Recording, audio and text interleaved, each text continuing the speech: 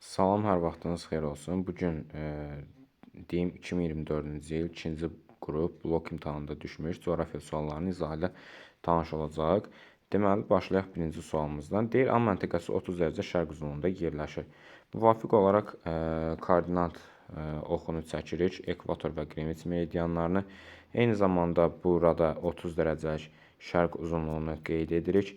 Və deməli, şərq uzunluğunu qeyd etdikdən sonra bildirir ki, A məntəqəsi deməli, Günəşin ildə bir dəfə zenitdə olduğu enlik arasında ən qısa məsafə 4773 kilometrdir. Deməli, Günəşin ildə bir dəfə zenitdə olduğu məntəqələr müvafiq olaraq şimal və cənub tropik xəttləridir. Qırmızı xəttlərlə ifadə etsək, şimal tropik xətti və eyni zamanda cənub tropik xətti. Deməli, bu tropik xəttləri ilə A məntəqəsi arasındakı məsafə 4773 kilometrdir. Biz müvafiq olaraq buradan tapmalıyıq ki, 4773 kilometr meridian üzərində neçə dərəcə təşkil edir? Bunun üçün də 1 dərəcənin qiymətini, yəni 111-ə bölmək lazımdır. Bu da ki, müvafiq olaraq 43 dərəcə təşkil etməkdədir. 43 dərəcə təşkil etməkdədir. Yəni, tropik xəttləri ilə deməli, A məntəqəsinin yerləşdiyi enlik arasındakı məsafə 43 dərəcə olmalıdır. Məsafə 43 dərəcə olmalıdır. Necə çəkək bu məntəqələri? Deməli, və bildirir ki, A nöqtəsinin deməli, bu enliklərdən cənubda yerləşir. Müvafiq olaraq 43 dərəcə cənubda yerləşən enliklər 19,5 dərəcəlik cənub enliyi və eyni zamanda deməli 19,5 dərəcəlik cənub enliyi və eyni zamanda 66,5 dərəcəlik cənub enlikləri təşkil etməkdədir. Bunu necə tapdıq desək, yəni 23,5 ilə 43 dərəcə cənubda yerləşən məntəqə müvafiq olaraq 19,5, eyni zamanda 23,5 dərəcə cənub enliyindən 43 dərəcə cənubda yerləşən məntəqə isə 66,5 dərəcədir. Bu kimi əlamətləri bildikdən sonra deməli, başlayaq bizə verilən deməli, situasiyalarla tanış olmağa. Dünyanın ən isti materikinin şərq istiqamətdə axan çay hövzəsinə uyğun gəlir.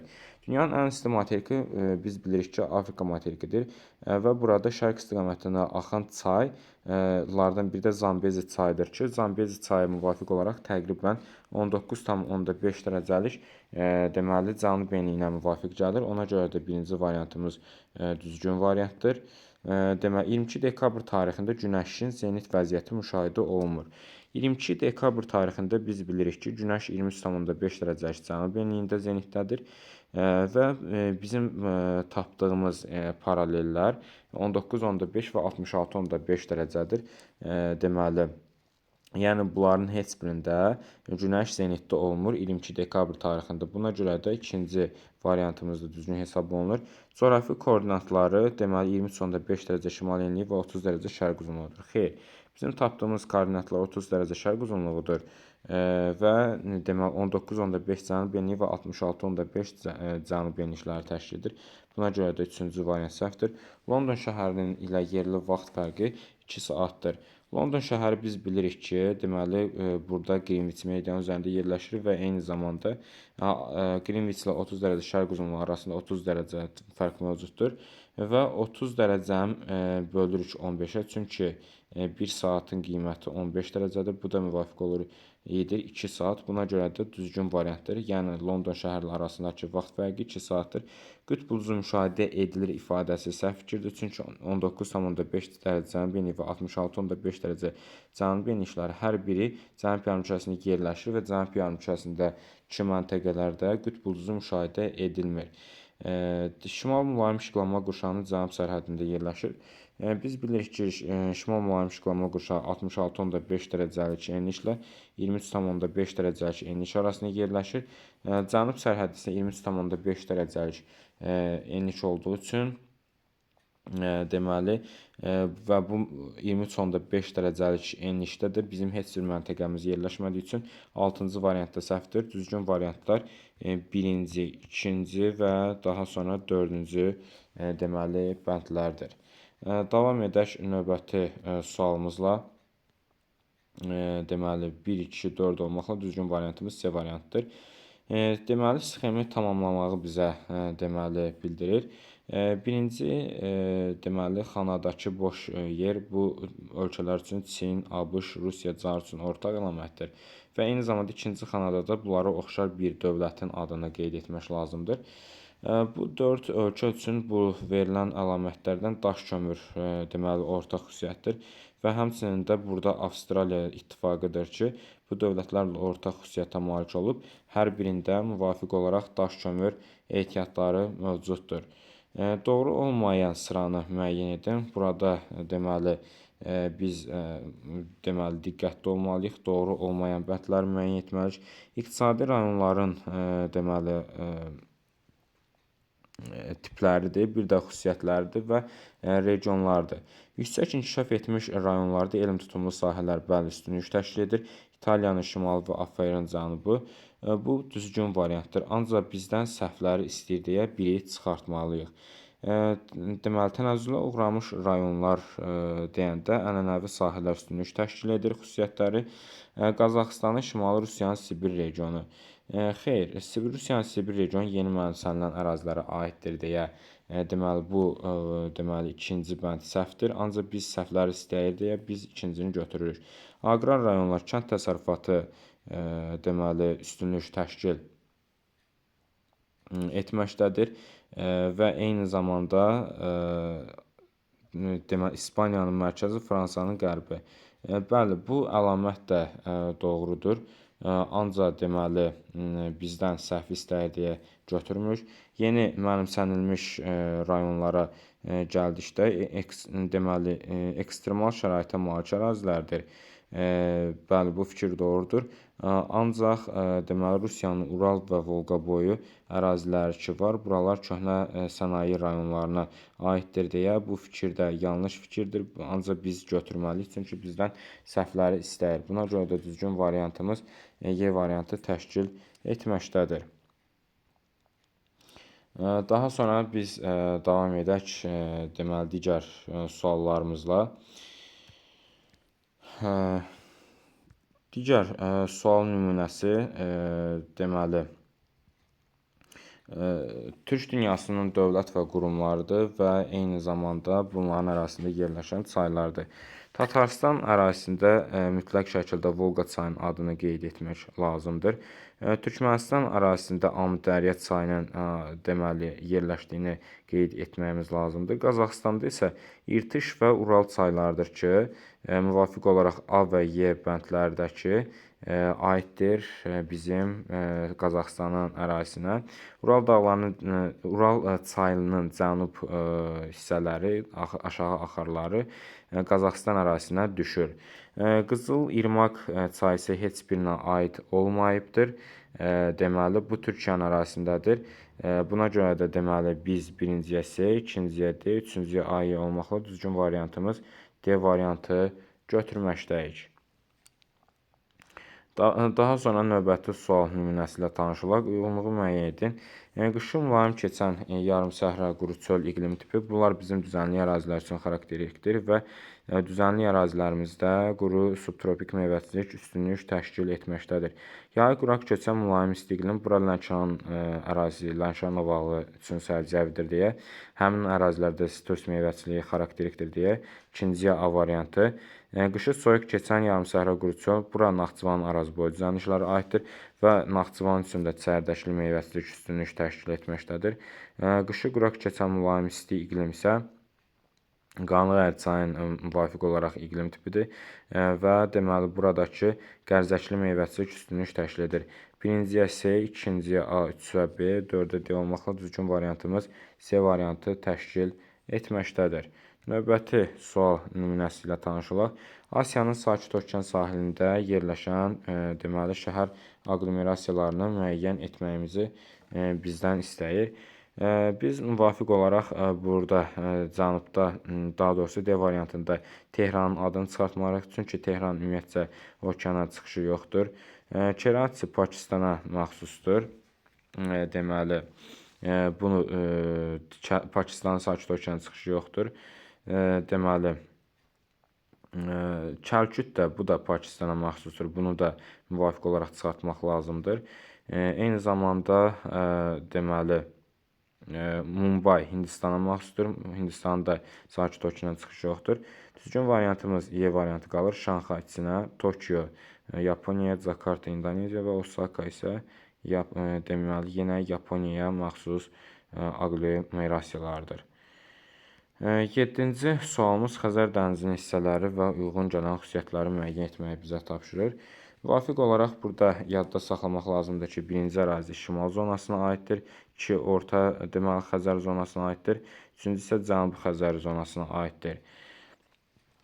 Müvafiq xüsusiyyətləri aşağı hissədə bir-bir uyğunlaşdırmağımız lazımdır. Müvafiq xüsusiyyətlər təqdim olunub bizlərə. Deyir, suyun orta duzluluğu ən aşağıdır. Təbii ki də bu birinci şimal zonasına aiddir. Ən dərin yeri bu hissədə yerləşir. Cənub hissəyə aiddir. Üçüncü zonaya aiddir. Deməli, Lənkəranın çökəkliyi yerləşir ki, bu Cənub zonasına aiddir. Dərbənd çökəkliyi yerləşir. Bu Orta Xəzər zonasına aiddir. Buxarlanma və orta duzluq daha yüksəkdir. Təbii ki, bu cənub zonalara aiddir. Deməli, 3-cü zonaya. Bu hissə yalnız 2 ölkə sahillərini yuyur. Bu da təbii ki də birinci zonaya aiddir, yəni şimal zonasına. Deməli, birinciyə A-Y, daha sonra ikinciyə S, üçüncüyə isə B-D olmaqla düzgün variant D variantı təşkil etməkdədir. Növbəti sual nümunəsi ilə tanış olaq. Ekvatorial enişlərdə alçaq təzyiqin qurşaqlarının yaranmasının başlıca səbəblərini bizdən istəyir. Burada birmənalı olaraq yadda saxlamaq lazımdır ki, ekvatorial enişlərdə deməli qalxan hava kütləsidir ki, onun alt hissəsində müvafiq olaraq alçaq təzyiq sahəsi olsun və eyni zamanda qalxan hava kütləsinin də yağıntı vermə xüsusiyyətinə malikdir və ekvatorial enişlərdə il boyu yağıntı düşdüyünü müvafiq olaraq qeyd etmək lazımdır. Buna görə də düzgün variant Y variantı təşkil etməkdədir. 9-cu sualımızla tanış olaq. Deməli, çaydır mənsəbində yerləşdiyi fiziki coğrafi rayondur və eyni zamanda mənsəbində yerləşən ərazinin deməli iqlim tipini müəyyən etməyi tapşırır. Arpa çay təbii ki, Şərq Ordubad fiziki coğrafi rayonudur. Yay quraq keçən soyuq iqlim deməzdim. Bu ərazilərdə qışı soyuq keçən deməli yarımsahara quruçulu iqlimi xarakterikdir. Astara çay təbii ki də mənsəbli Lənkəran fiziki coğrafi rayonunun ərazisinə düşür. Yağıntıları bərabər paylanan mülayim isti iqlim deyil. Bu ərazilər üçün yayı quraq keçən mülayim isti iqlim səciyyəvidir. Vəlvələ çay Böyük Qafqazın şimal-şərq yamacının çayı Samur Dəvətçi fiziki coğrafi rayonu üçün deməli mənsəbi xarakterikdir. Qışın mülayim keçən yarımsahara quruçulu iqlimi də Samur Dəvətçinin xarakterik iqlim tipidir.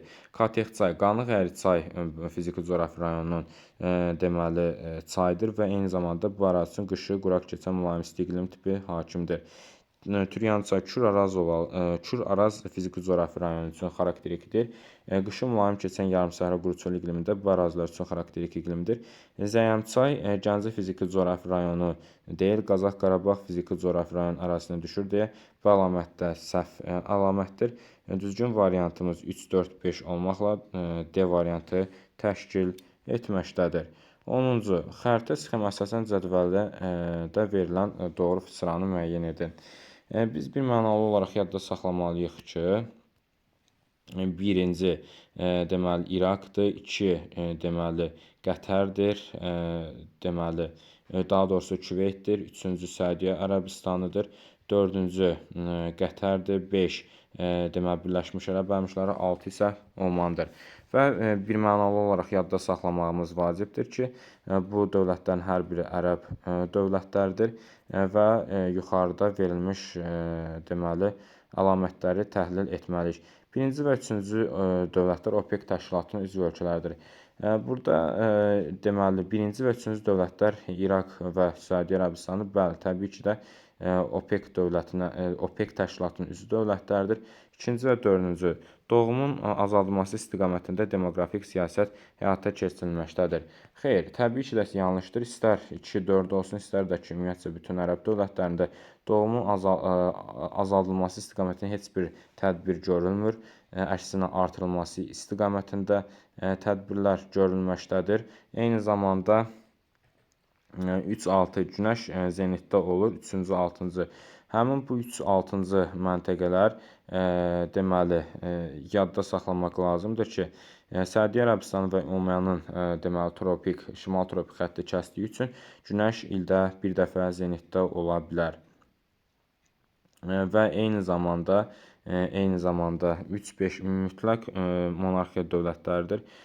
Bəli, 3-cü və 5-ci dövlətlər Səudiyyə Ərəbistanı və Birləşmiş Ərəb Əmirlikləri mütləq monarxiya dövlətlərinə aid etmək olar. 1-4 iri kapital ixracatçılardır. Müvafiq olaraq aşağıya enib görsək ki, burada fikir verə bilərik ki, birinci deməli İraq və dördüncü deməli Qətərdir ki, bu deməli bunlardan İraq iri kapital ixracatçısı deyil. Çünki özünün kapital ehtiyatları minimal səviyyədədir. Deməli, əhalinin əksəriyyəti Hind-Avropa dil ailəsinə mənsubdur. Xeyr, deməli, ərəb dövlətləri Afro-Asiya dil ailəsinə aiddirlər. Bunların heç biri aid deyil. Düzgün variantımız deməli, 1-ci, 3-cü və 4-cü olmaqla D variantı təşkil etməkdədir. Növbəti sual nümunəsi ilə tanış olaq.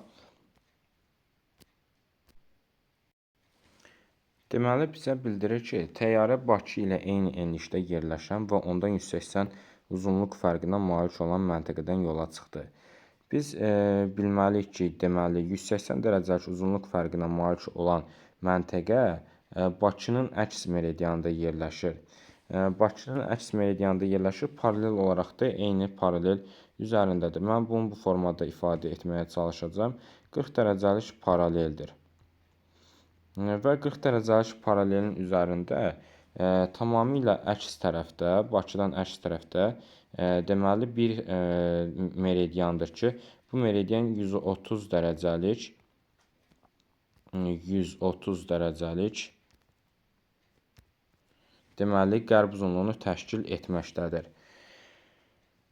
Və müvafiq olaraq bildirir ki, həmin deməli bu məntəqədə kəsişməni də bu hissədə yaşıl rənglə bildirməyə çalışıram.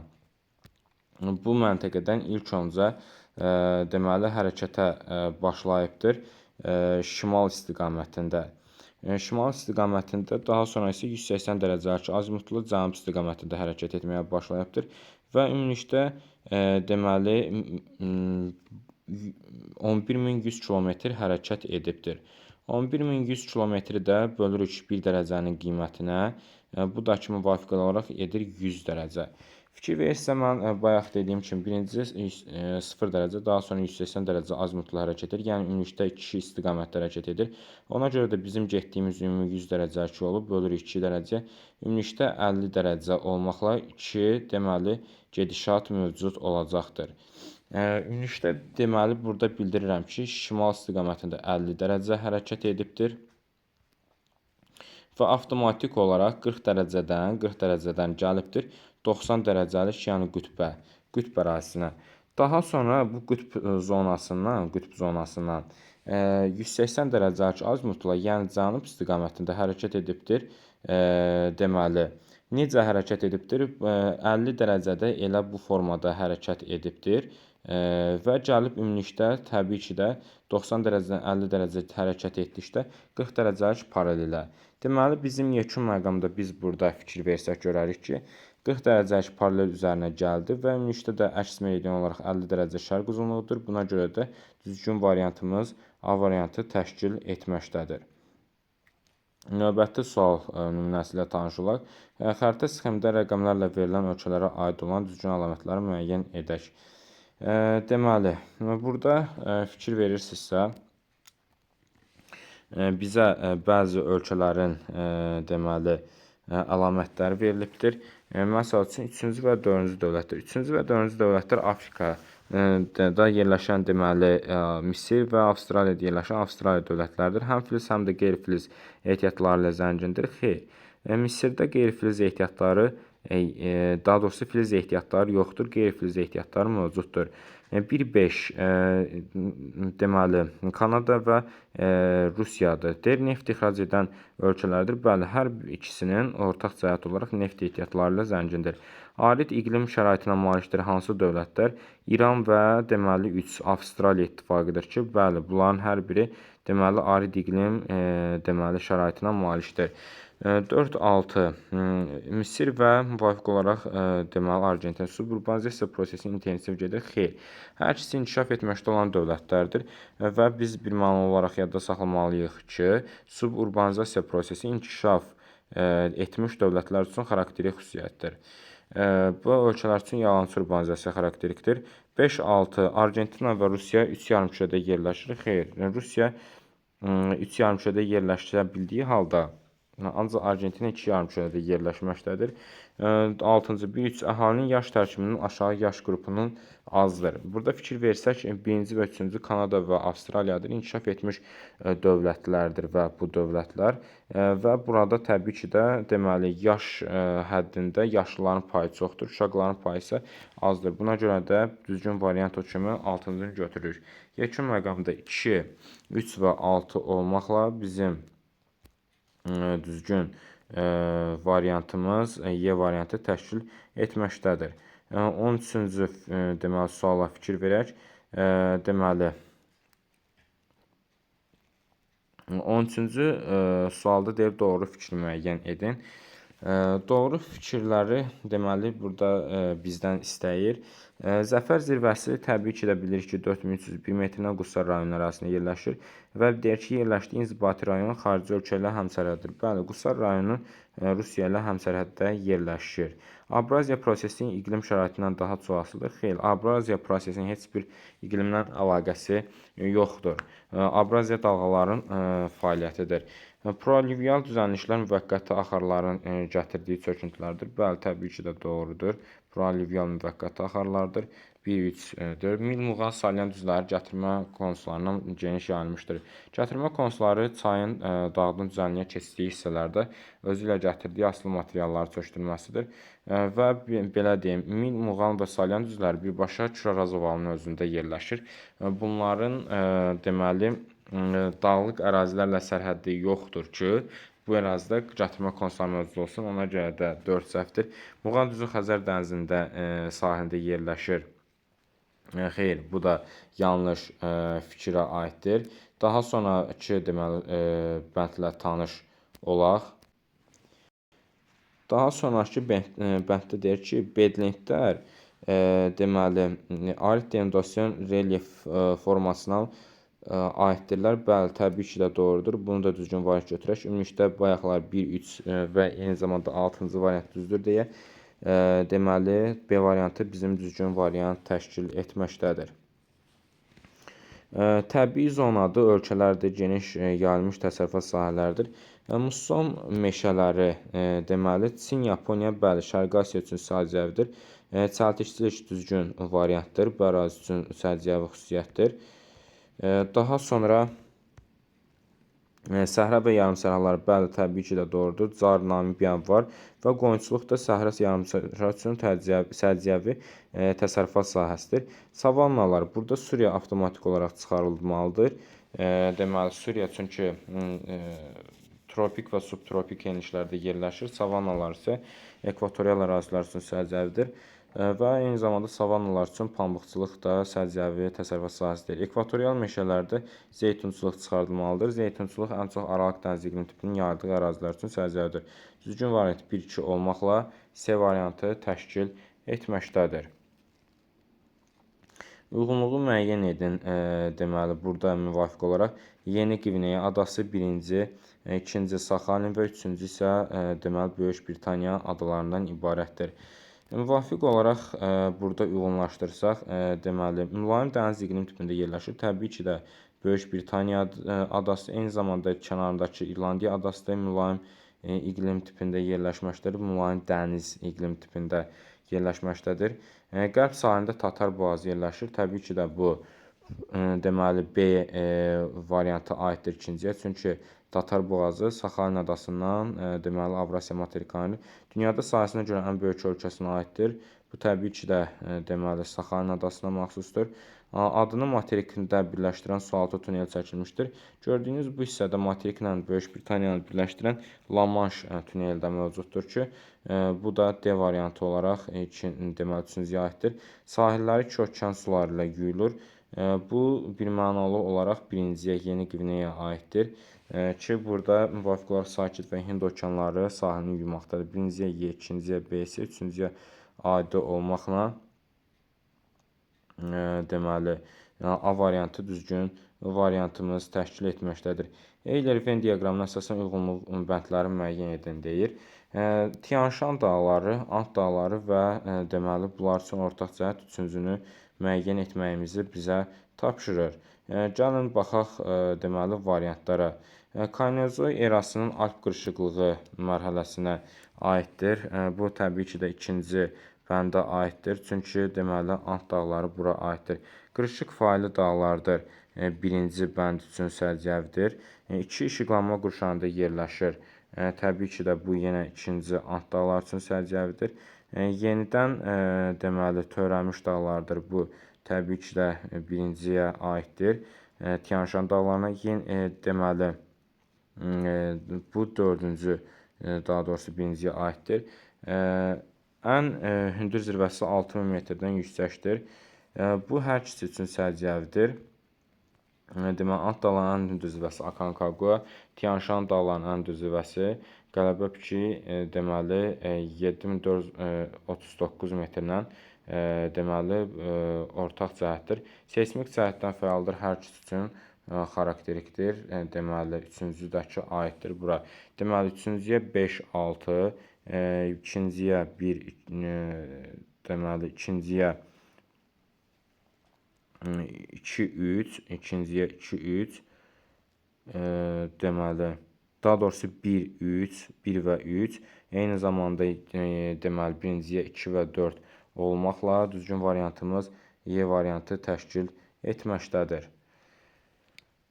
Növbəti sual, 17-ci sual nümunəsi ilə sizlərlə tanış olaq. Burada müvafiq olaraq Gəncə Daşkəsən İqtisadi Coğrafi rayonunda əhalinin sayının deməli təbii artımın haqqında məsələ həll edir. Deməli, məsələ nümunəsi ilə tanış olduqda bizə bildirir ki, ümumilikdə 2021-ci ildə 611 min əhali olubdur və daha sonra ən sonda 612.500 nəfərə kimi qalxıbdır. Bunlar arasındakı fərqi tapmağımız vacibdir. 612.000 deməli 500 nəfər çıxılsın 611.000 nəfər. 611.000 nəfər. Burada müvafiq olaraq fərqləri tapmağımız vacibdir. Deməli, ümumilikdə 1500 nəfər təbii artımımız mövcud olubdur. Və bildirir ki, hər 1000 nəfərə 2 nəfər təbii artımı təşkil etməkdədir. Nə etmək lazımdır? 611 minə x nəfər artımı müvafiq olaraq mütənasiblik qurmaq lazımdır. 611 minə x nəfərlə, daha sonra deməli 1000 nəfərə isə 2 nəfər artımla tənasibimizi qurmaq lazımdır. Deməli, minliklər gedir. Ümumilikdə x bərabərdir. Burada 1222 nəfər təbii artım hesabına olmuşdur. Və ümumilikdə də biz bayaq tapdıq ki, deməli 1500 nəfər il ərzində olubdur. Deməli, bu illər ərzində olubdur təbii artım ümumiyyətcə. Bəs bunun da 1222 nəfəri təbii artımdırsa, necə yerdə qalanı tapa bilərik mexaniki artım olaraq? Təbii ki də 1500 ümumi artımımızdan çıxırıq, deməli 1222-ni. 1222-ni. O da 278 deməli nəfər etməkdədir. 278 nəfər burada sual verildiyi kimi mexaniki artım hesabına mövcud olmuşdur. Şərq-Qərb nəqliyyat dəhlizinin yaranmasının məqsədi burada birmənalı olaraq deməli bu nəqliyyat dəhlizinin əsas yaranma səbəbi Avropa və Mərkəzi Asiya regionunda ticarət əlaqələrində nəqliyyat xərclərinin azaldılmasına yönəlmişdir. Yəni Avropadan gəlib Mərkəzi Asiyaya gedən ərazilər deməli nəqliyyat növləri ki var. Həmin o nəqliyyat növləri deməli Azərbaycan ərazisindən keçməklə nəqliyyat xərclərini minimuma endirilməyə hədəflənmiş bir deməli anlayışdır. Eyni zamanda davam eləyək 19-cu sual nümunəsi ilə. Çay şəbəkəsinin sıxlığı yüksək olduğu ərazilər haqqında hansı fikri söyləmək olar? Deməli, müvafiq olaraq buradakı əlamə olmaz, daha doğrusu. Deməli, yağıntılar fəsillər üzrə bərabər paylanmışdır. Xeyr, bu yanlış fikirdir. Nəyə görə yanlış fikirdir? Deməli, çay şəbəkəsi sıxdırsa, yağıntılar düzdür, bərabər paylanmalıdır ki, çay şəbəkəsi sıx olsun. Ancaq bizdən səhv olanı istəyir. Rütubətlilik əmsalı qiyməti azdır. Xeyr, bu ərazilərdə rütubətlilik əmsalının qiyməti yaxşıdır. Ancaq bizdən uyğun olmayan istəyir deyə bunu biz düzgün variant kimi götürməliyik. Yağıntıların miqdarı buxarlanmadan az fərqlənir. Xeyr, bu da yanlış fikirdir. Nə üçün? Yağıntıların miqdarı ilə buxarlanma arasındakı fərq az olan ərazilərdə rütubətli, belə necə deyim, çay şəbəkəsi yaxşı inkişaf edir. Yağıntı yaxşı olur deyə çay şəbəkəsi də yaxşı olur. Ancaq bizdən deməli aid olmayan istəyir deyə bunu yanlış götürür. Havanın nisbi rütubətliyi yüksəkdir. Deməli, xeyr, bu da deməli səhv fikir kimi götürməliyik. Çünki havanın nisbi rütubətliyi yüksəkdir. Çay şəbəkəsi üçün yaxşı əlamətdir. Ancaq bizdən yenə deyirəm, səhvləri istəyir. Fiziki aşınma prosesi intensivdir. Çay şəbəkəsi yaxşı olan ərazilərdə fiziki aşınma deyildi, kimyəvi aşınma yaxşı inkişaf edibdir. Yenə deyirəm, bizdən aid olmayanlar istəyir deyə 5-ci variantı da götürürük. Ümumilikdə 2, 5. Sonrakı deməli varianta deməli fikir verək. Aha. Çöllər və zodyarpaqlı həmişə yaşıl meşələr geniş inkişaf etmişdir. Bəli, bu fikirdə deməli variantlarımızda götürməliyik. Çünki bu ərazilərdə rütubətlilik əmsalı vahiddən kiçikdir. Ancaq vahiddən kiçik olan ərazilərdə çay şəbəkəsi sıx inkişaf etmir. Və bizdən də aid olmayan istərdik. 6-nı da götürməliyik. Ümumilikdə 2, 5, 6 olmaqla düzgün variantımız B variantı təşkil etməkdədir. 20-ci sual nümunəsi ilə tanış olaq.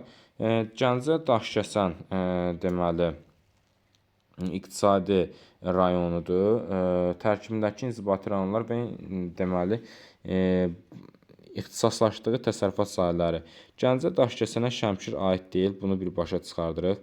Şərqi Zəngəzurda heyvandarlıq bəli mövcuddur, bunu aid edirik və Cəbrayıl və Laçın rayonlarında aiddir. Milmuğan, Sabirabad və İmişli deməli bura aiddir, ancaq Şəkər çöndürü bura üçün səciyyəvi deyil. Bunu çıxartmaq lazımdır. Dağlıq Şirvan, Ağsu Şamaxı, üzümçülük, bəli, təbii ki də bu ərazilər üçün səciyyəvidir. Şirvan Salyan, Hacıqabul burası var, bura aiddir. Deməli, ancaq tütünçülük bu ərazilər üçün səciyyəvi deyil. Bu ərazilərdə deməli Zaqatala üçün səciyyəvidir tütünçülük. Qazax Tovuz, Goranboy və Ağstafa rayonları. Xeyr, Goranboy və Ağstafa rayonları, Goranboy rayonu ən əsaslı, deməli Qazax Tovuza aid deyil. Bir də burada deməli 1 getdi. 2-ni düzgün variant kimi götürməliyik. Daha sonra şəkər çulunduru. Burada fikir versəz, Milmuğanda Sabirabad və İmişli bura aiddir. Şəkər çulunduru buralar üçün bəli səciyyəvi bitkidir, səciyyəvi təsərrüfat sahəsidir. Bunu götürə bilərik. Əslində buna görə də düzgün variantımız 2, 3, 4 olmaqla Y variantı təşkil etməkdədir. Növbəti sual nümunəsi ilə tanış olsaq, Deməli, Şimali Amerika materikinin ucqar nöqtələrinin yerləşdiyi ölkə və iqlim qurşaqlarının düzgün verildiyi qrafiki müəyyən edən şimalda Mercosondur, bəli. Deməli, ABŞ-da deyil, Kanadanın ərazisindədir və həmçində Arktik deməli, ABŞ-ın ərazisində deyil, Kanadanın ərazisindədir. Daha sonra cənubda Mariatodur, bəli, Panamanın ərazisindədir, subekvatorial iqlimdədir, təbii ki də doğrudur. Qərbdə US şahzadəsidir, ABŞ-ın ərazisindədir, bəli, Alyaska ştatında və subarktik iqlim tipində yerləşməkdədir.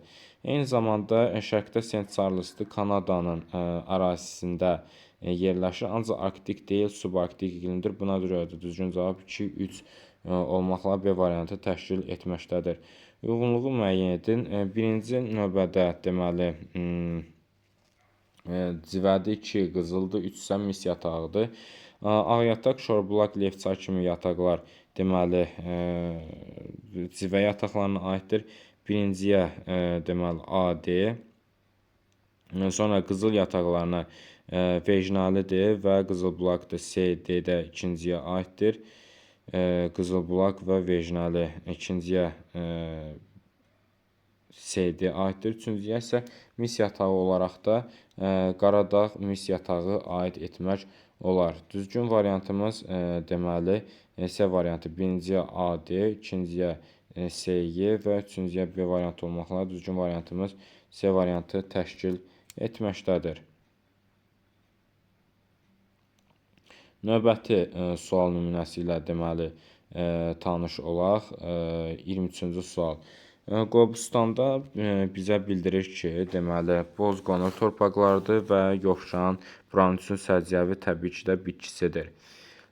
Deməli Naxçıvanda orta dağlığı qonur dağ meşə, ümumiyyətcə qonur və ya qəhvəyə dağ meşə Naxçıvan ərazisində yoxdur.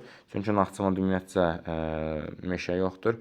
Muğan düzü bozdur, bəli, efemerlərdəki səciyyəvi deməli bitki növünə aiddir.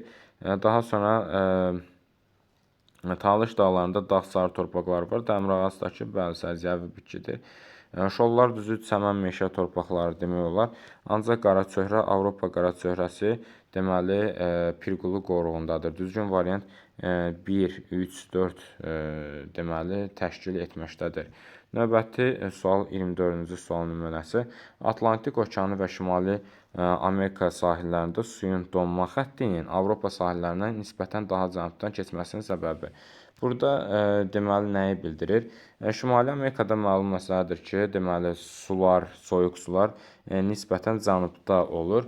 Deməli Avropa ilə müqayisədə. Avropa ilə deməli nəyə görə çox da cənubdan keçmir? Biz bildirmişdik ki, Şimali Atlantik və Norveç cəryanlarıdır ki, şimala doğru hərəkət edib, daha doğrusu Avropanın şimal hissələrinin qışda donmamasına səbəb olur və eyni zamanda isti su kütlələrinin şimala hərəkətinə səbəb olur.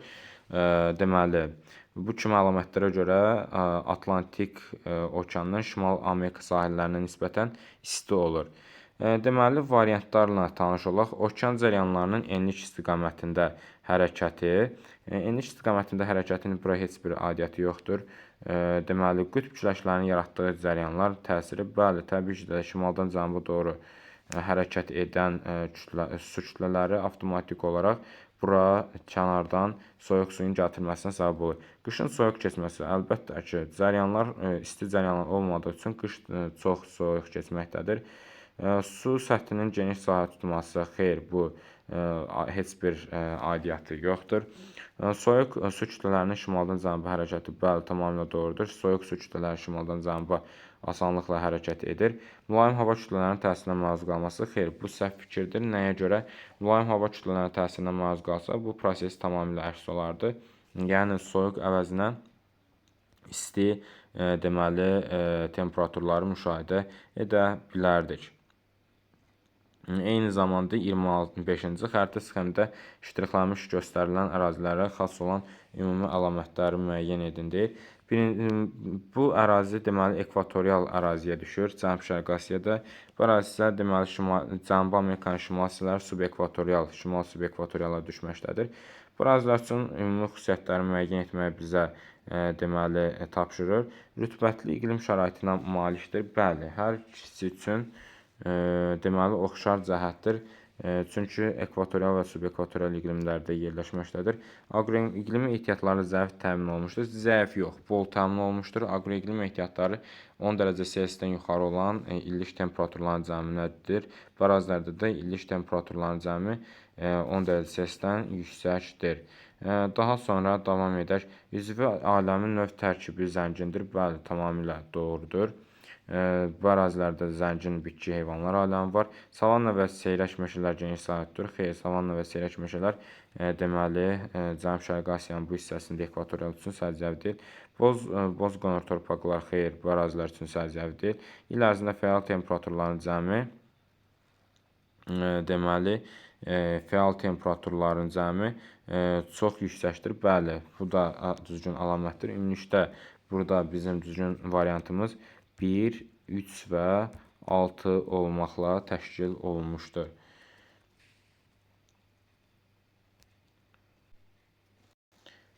Daha sonra 26-cı sual deməli nəslə tanışılır. Azərbaycanda mis yataqları 15 ton saf mis əldə etmək üçün neçə ton filiz hasil etmək lazımdır və bildirir ki, hasil edilən filizin tərkibində metalın payı 0,5% təşkil edir.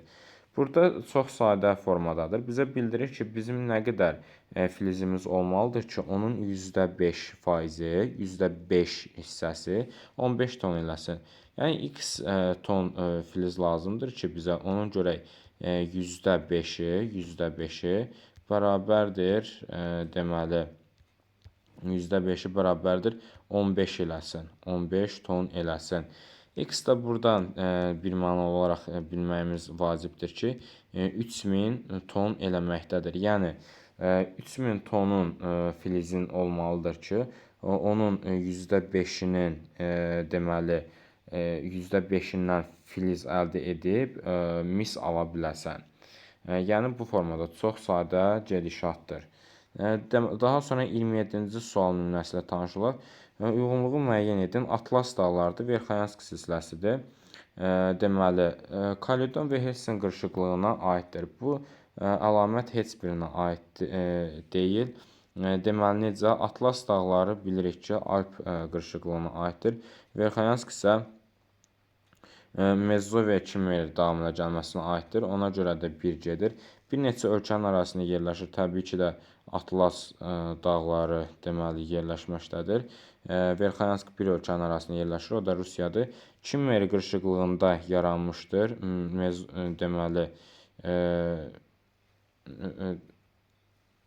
Deməli, bu müvafiq olaraq Verxanyansk silsiləsinə uyğun gəlməkdədir. Deməli, illik temperatur amplitudu daha çoxdur. Bunu müvafiq olaraq biz Atlas Verxanyansk dağlarını götürməliyik. Səbəb də budur ki, Verxanyansk dağları materikin daxili hissələrində bir yerdə yerləşdiyinə görə burada iqlimin deməli necə deyim, fəsil növbələşməsi müşahidə edilir və illik temperatur amplitudası da daha çox müşahidə edilməkdədir. Deməli, burada da müvafiq olaraq CD Verxanyanska aiddir. Fosforit ehtiyatları isə bu da Atlas dağları üçün səciyyəvidir. Atlas dağlarından həmçinin Florida yarımadasının eyni zamanda böyük Çin düzənliyində zəngin fosforit yataqları var. Birinciyə AY, ikinciyə deməli müvafiq olaraq CD bu sualın düzgün variantını təşkil etməkdədir. Bizə situasiya veribdir. Deyir, bu situasiyanı oxuyun və yekun nəticəni çıxardın. Situasiya ilə tanış olaq. A və B məntəqələri şimal tropik üzərində eyni saat qurşağının daxilində yerləşir. Deməli, belə deməli fikir bildirir ki, bu məntəqələrdə saat qurşağının vaxtı Azərbaycanın yerləşdiyi saat qurşağından 9 saat irəlidir. 9 saat irəlidir və deyir ki, məntəqənin yerləşdiyi saat qurşağının orta meridianında saat 12:00-dur. və eyni zamanda da deməli A məntəqəsində də 11:40, B məntəqəsində isə 12:20-dir. Deyir, bunu nəzərə alaraq məntəqənin coğrafi koordinatlarını, günəşin üfüqü üzərində vəziyyətini, kölgənin düşdüyü istiqaməti, digər xüsusiyyətləri müəyyən edin.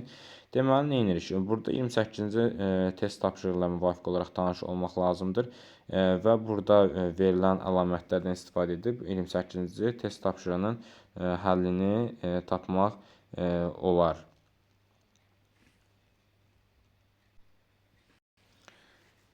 28-ci sualda deyir, verilənlərə əsasən A və B məntəqələrinin yerləşdiyi saat qurşaqlarını, onun orta meridianını və saat qurşağının sərhəddini müəyyən edin.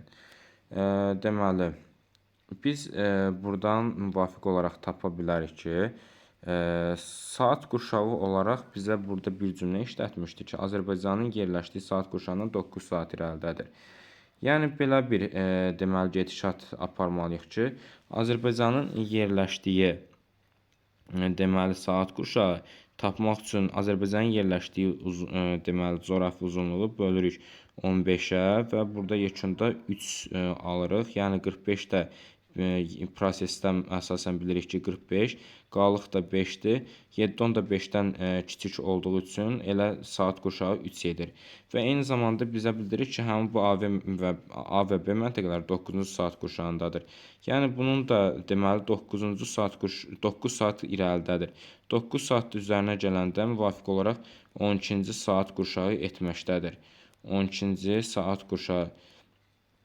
Ümumilikdə deməli A və B məntəqələri 12-ci saat qurşağı etdi. Bir sualımızın cavabı, birinci sualımızın cavabı 12-ci saat qurşağı təşkil edir.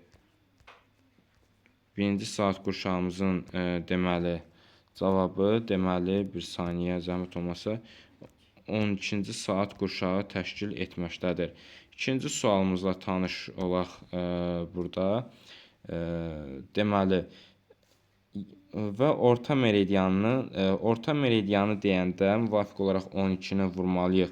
Hər bir saat qurşağının orta meridianı tapmaq üçün 15-ə bərabərdir 180 dərəcəlik deməli meridiandır. Deməli, ikinci sualımızın da cavabı 180 dərəcəlik meridiandır. Və eyni zamanda burada biz üçüncü sualımızı tapaq və saat qurşağının sərhədlərini müəyyən edib cədvələ yazın.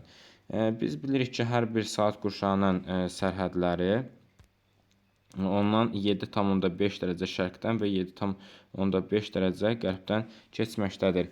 7,5 dərəcə şərqdən keçdikdə, deməli 7,5 dərəcə deməli şərqdən, bir saniyə zəhmət olmasa, mən burada yer boşaldım müəyyən qədər.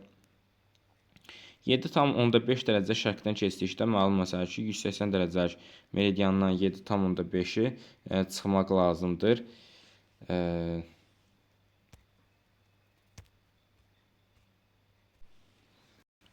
Davam edirik. Üçüncü deməli suala diqqət etsək, saat qurşaqlarının sərhədlərini müəyyən edin dedikdə, biz bilirik ki, deməli saat qurşaqlarının sərhədi 7,5 özündən kənarda, yəni şərqdə, qərbdə yerləşməkdədir. Deməli 180 dərəcəlik enlikdən, meridiandan daha doğrusu 7,5 dərəcəni çıxdıqda müvafiq olaraq 172,5 dərəcə etməkdədir. Deməli 172,5 dərəcə həm şərq uzunluğu, həm də qərb uzunluğudur ki, mən bunları burada qeyd edim. 172 dərəcəlik şərq uzunluğu və 172,5 dərəcəlik qərb uzunluğudur ki, hər bir 7,5 dərəcə aralı olub, deməli 180 dərəcəlik meridianın sərhədlərini təşkil etməkdədir. 180 dərəcəlik meridianın sərhədlərini təşkil etməkdədir. Növbəti sualımızla deməli tanış olaq. Deyir ki, deməli müvafiq olaraq A və B məntəqələrinin coğrafi koordinatlarını onların yerləşdiyi enlikdə günəşin zenitdə olduğu gün ekvatorda şərqi dirəyin kölgəsinin düşdüyü istiqaməti müəyyən edin. Gəlin elə ikinci sualdan başlayaq. Deməli elə bizə bildirir ki, ən əvvəldən deməli A və B məntəqələri şimal tropiki üzərində zenitdədir. Şimal tropik xəttini qırmızı xəttlə işarələsək, deməli burada günəş zenitdə olan zaman, ekvatordakı hər hansı bir məntəqəyə, bunu da yaşıl rənglə deməli qeyd eləyək. Burada hər hansı bir məntəqədəki şaquli dirəyin kölgəsi hansı istiqamətdə düşəcək? Təbii ki də deməli cənub istiqamətində görsənəcək. İkinci sualın cavabı cənub olacaqdır. Cənub istiqamətində düşəcəkdir. Daha sonra biz davam edək daha doğrusu birinci sualın izahından. A və B məntəqələrinin coğrafi koordinatlarını müəyyən edin. Bu çox yaxşı bir sualdır. Bunu necə tapa bilərik? Burada bizə verilən saatlara əsasən. Bizim bildiyimiz kimi, deməli, saatlara əsasən müəyyən edib, buradakı A və B məntəqəsinin konkret coğrafi koordinatını müəyyən edə bilərik. Neyniyək? Deməli, müvafiq olaraq 180 dərəcəlik meridianı çəkək və burada 180 dərəcəlik meridianda bizə bildirilir ki, 180 dərəcəlik meridianda bizə bildirilir ki, saatımız 12:00-dur. Saatımız deməli 12:00-dur. Deməli və A məntəqəsində 11:40-dır. A məntəqəsində 11:40-dırsa, müvafiq olaraq A məntəqəsi deməli 180 dərəcəlik meridiandan qərbdə yerləşir. B məntəqəsində isə saat 12:20-dir. Burada fikir versəz, burada qeyd olunubdur. 12:20-dir. Deməli, B məntəqəsindəki qırmızı rəngin çalarla müəyyən etsək. Neyniyək? Mütləq şəkildə həmin bunların arasındakı saat fərqini tapmağımız vacibdir. Deməli, saat fərqini tapmağımız vacibdir.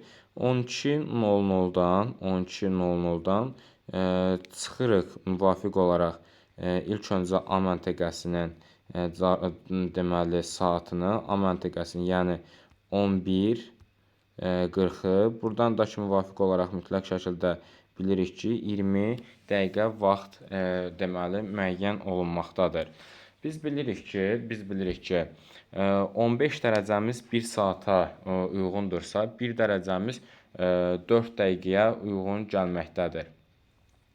Deməli, 1 dərəcəmiz 4 dəqiqəyə uyğun gəlməkdədir. Bəs 20 dəqiqənin içində neçə dərəcə var? Bölməliyik 4-ə bərabərdir 5 dərəcə etməkdədir. Yəni, yekun məqamda neyniyək? Yəni, bunların arasında 20 dəqiqə vaxt fərqi varsa, bu 5 dərəcə məsafə deməkdir. 5 dərəcə məsafə deməkdir. Yekun məqamda A-nın koordinatını deməli necə müəyyən edək? 5 dərəcə qərb, 5 dərəcə kənar desək, mütləq şəkildə A-nın koordinatı da 175 dərəcə şərq uzunluğu etməkdədir. 175 dərəcə şərq uzunluğu etməkdədir.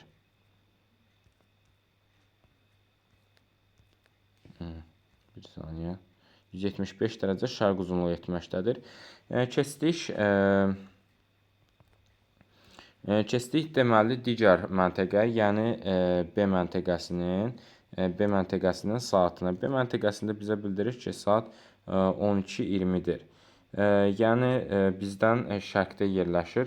12:20-dən, yəni böyük rəqəmdən çıxırıq, müvafiq olaraq deməli 12:00. Bir saniyə. 12:20-dən çıxırıq 12:00. Bu da yenə bizə 20 deməli dəqiqə verir. 20 dəqiqə də bayaq tapdığımız kimi 5 dərəcəyə uyğun olmaqdadır.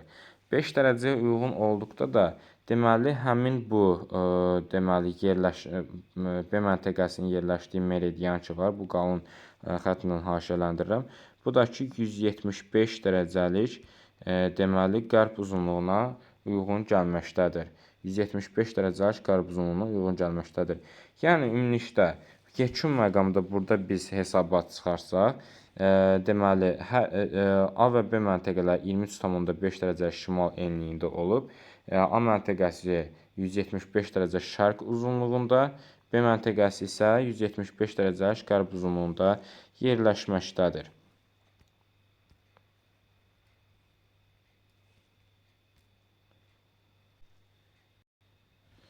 Vaxt itirmədən 30-cu sualımızla da tanış olaq.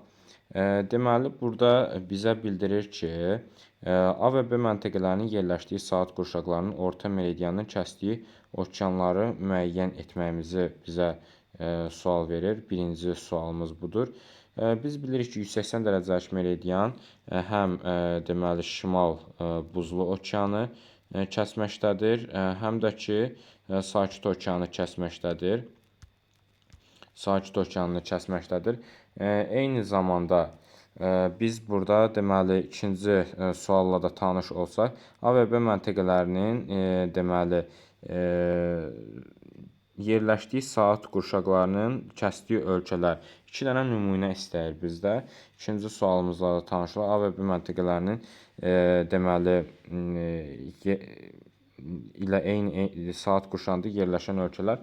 Bura bir neçə nümunə deyə bilərik. Məsəl üçün, Fidzidir, eyni zamanda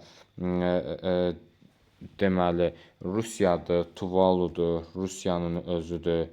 Həmçinin deməli, Tuvaludur, deməli, Sakit Okean mərkəzi hissəsində yerləşən adalardır ki, dövlətlərdir ki, bunlarda müvafiq olaraq bunlara misal göstərmək olar.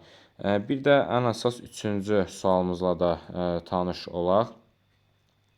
Deyir, A məntəqəsində günəş zenitdə olanda, deməli, başda yerli vaxtı müəyyən edin.